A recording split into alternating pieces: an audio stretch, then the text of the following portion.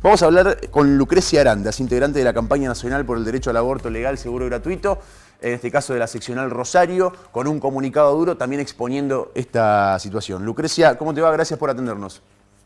¿Qué tal? ¿Cómo estás? Buenas noches. Buenas noches. Bueno, disculpate, tuve ahí unos minutos esperando en esta introducción larga. Pero, bueno, evidentemente el pedido es directo al gobernador. Es decir, no mande a la legislatura el pliego de Priumántaras, ¿no? Sí, el pedido concretamente que hace la campaña nacional por el derecho al aborto de la ciudad de Rosario es que el gobernador no envíe a este postulante. El gobernador tiene absoluta discrecionalidad otorgada por la Constitución de la provincia para decidir, en definitiva, más allá del mecanismo previo de los concursos, bueno, qué pliegos eleva. Y realmente creemos que esto sería muy negativo. Priumántaras ha demostrado una interpretación sesgada siempre, digamos, en estos casos y en otros.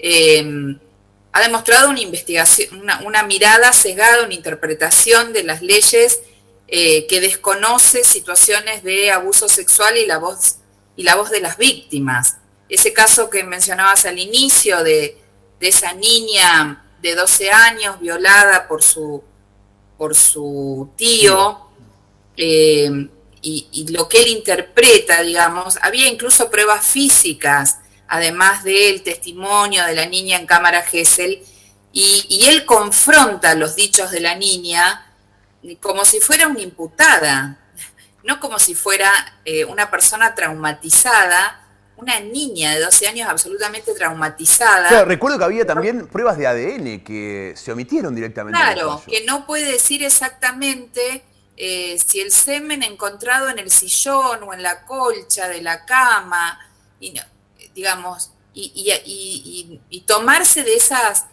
imprecisiones o relato catárquico, porque la cámara Gesell se hace pocas horas después de la violación, para desestimar pruebas físicas y desestimar la opinión contundente de un equipo interdisciplinario y un fallo en primera instancia por unanimidad.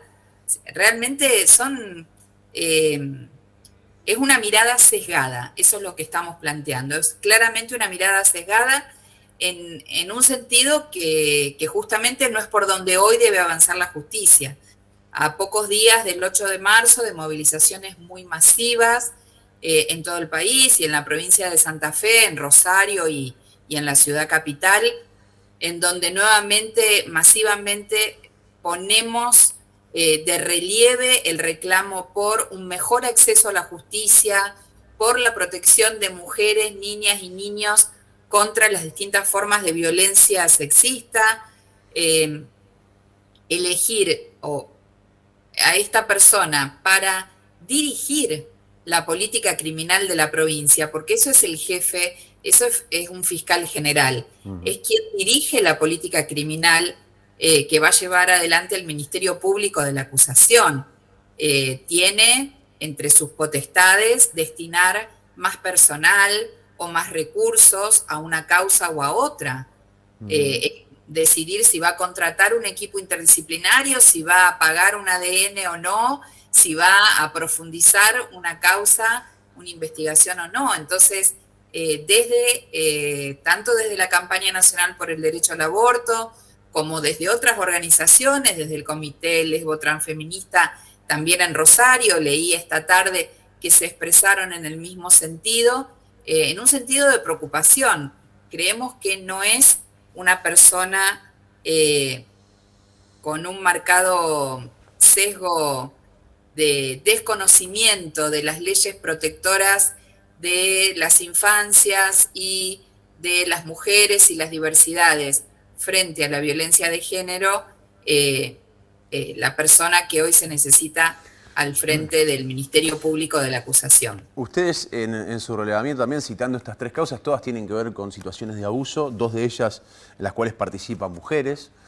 Y uno imagina que, bueno, si ese fue el temperamento de un juez de cámara, o sea, cuando en realidad ni siquiera tuvo la primera instancia a su cargo, sino que revisó el fallo de otro juez y que en los dos casos mencionados, la Corte Suprema le terminó dando la razón a la primera instancia y terminó dando vuelta al fallo de la Cámara.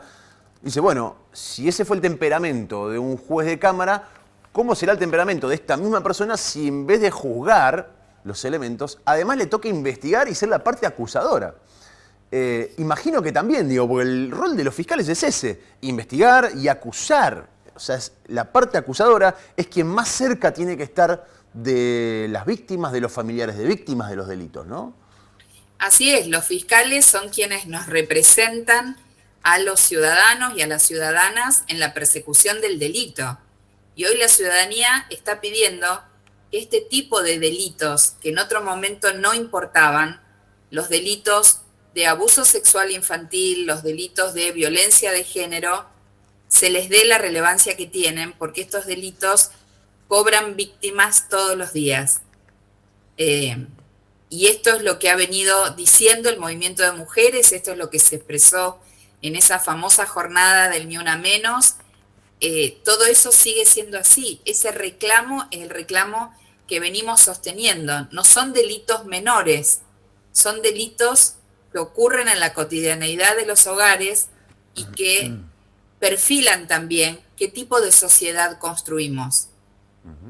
Entonces, no pueden quedar impunes, no pueden ser delitos menores, no pueden ser delitos que se consideren no importantes para investigar. Hoy, este caso que llega a la Corte Suprema llega porque Fiscalía, no conforme con esta revocatoria claro. y esta absolución que hace Mántaras, bueno, fueron los fiscales que en ese momento fueron en queja ante la Corte Suprema con un pedido de inconstitucionalidad. Claro, que los propios fiscales también pueden recibir la orden de no apelar una sentencia, por ejemplo. Por ejemplo. No. Hoy el pedido tiene que ver con que el gobernador elija otro de los dos postulantes que tiene en su escritorio. En el caso de que esto no suceda y que se envíe el pliego de Primo Mántaras, imagino que van a ir a los legisladores a decirle, bueno, a ver quién lo vota, ¿no? Teniendo en cuenta estas situaciones.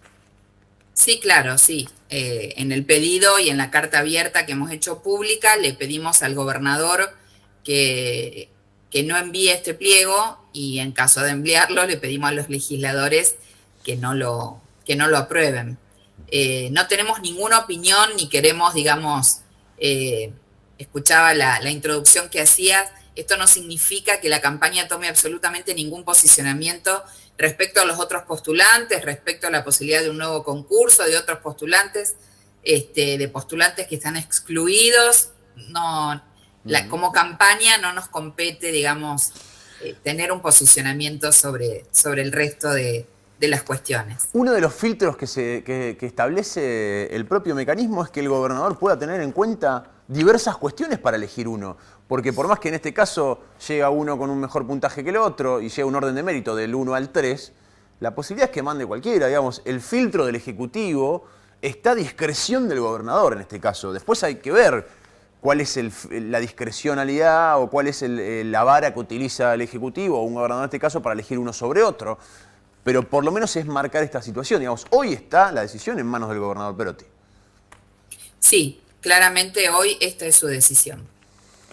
Desde el punto de vista legal, político, es su decisión. Lucrecia, muchas gracias por tu tiempo. Muy amable. Gracias a ustedes.